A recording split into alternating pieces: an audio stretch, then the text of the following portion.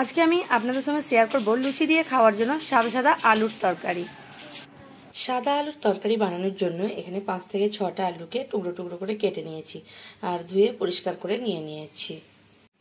এখানে একটা লোহার কড়া বসিয়ে নিয়েছি, কড়াটা আমি গরম করতে দিয়ে দিয়েছি আর গরম হয়ে গেছে। এখানে 2 চামচ মতো সরষের তেল দিয়ে দিচ্ছি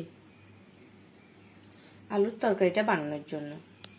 তেলটা গরম হয়ে গেছে, এখন প্রথমে আমি দিয়ে দিচ্ছি 1 চামচ মতো লবণ তেলের মধ্যে, তাহলে ছিটকবে না আশা করি তেলটা, আর মানে ছিটকবে কিন্তু কম ছিটকবে। আর এখানে দিয়ে দিচ্ছি 1 চামচ মতো 5 ফোড়ন, খুব কম পরিমাণে 5 ফোড়নটা দিয়ে দিলাম। 5 ফোড়নের জায়গায় আপনারা কালো জিরেও ব্যবহার করতে পারেন, কিন্তু আমার মনে হয় 5 ফোড়নটাও খুব সুন্দর লাগে, তাই আপনাদের সাদা আলুর তরকারিতে আজকে 5 ফোড়ন দিয়েই দেখাচ্ছে।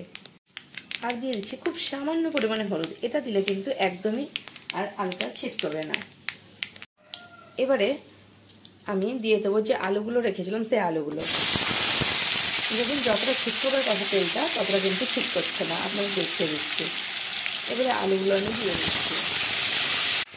এবারে মিডিয়াম টু লো ফ্লেমে রেখে এটাকে আমি নেড়ে নিচ্ছি। এবারে মিডিয়াম টু লো ফ্লেমে রেখে একটু ঢাকা দিয়ে কিছুক্ষণ হতে দেবো, 10 মিনিটের মতো হতে দেবো।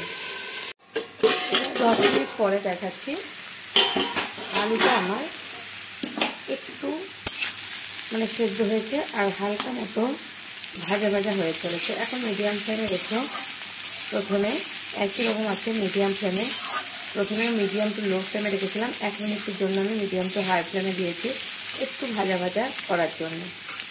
এখানে আমি কিছু নিয়ে নিয়েছি আদা, কাঁচা লঙ্কা চেরা আর একটা টমেটো। সেই আদাটা ভালোভাবে গ্রাইন্ডারের জারে একবার যেরকম থেতো করা হয় সেরকমভাবে করে নিয়েছি। আদাটা দিয়ে দিলাম 2টো চেরা কাঁচা লঙ্কা আর 2টো পরে দেবো আমি। এবারে আদাটা দিয়ে আমি একবার নেড়ে নিচ্ছি এটাকে জাস্ট 1 মিনিটের জন্য। 1 মিনিট পরে আমি টমেটোটা দিয়ে দিচ্ছি। টমেটোটা দিয়েও কিন্তু আমি এইভাবে এটাকে মিডিয়াম টু লো ফ্লেমে রেখে আবার ঢাকা দিয়ে 5 মিনিটের জন্য হতে দেব। এখন দেখুন 5 মিনিট পরে আলুটাকে দেখাচ্ছি।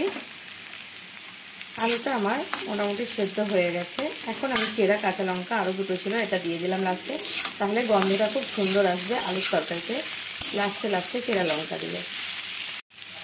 এবার আলুটা ভাজা ভাজা হয়ে গেছে, এখন আমি জল দিয়ে দিচ্ছি পরিমাণ মতো।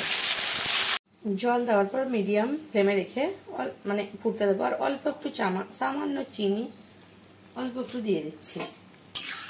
এবারে ঢাকা দিয়ে এটাকে আমি লো টু মিডিয়াম ফ্লেমে রেখে 10 মিনিটের জন্য ফুটতে দেবো।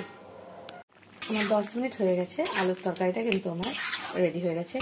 আর এটা একটু এইভাবে ভেঙে ভেঙে নেব, তারপর আমি গ্যাস থেকে নামিয়ে নেব। আমার রেসিপি যদি আপনাদের ভালো লেগে থাকে তাহলে আমার চ্যানেলকে সাবস্ক্রাইব করার অনুরোধ রইল, আর কমেন্ট করে জানাবেন সাদা আলুর তরকারিটা আপনাদের কেমন লাগলো। যদি ভালো লেগে থাকে তাহলে একটা লাইক করতে ভুলবেন না।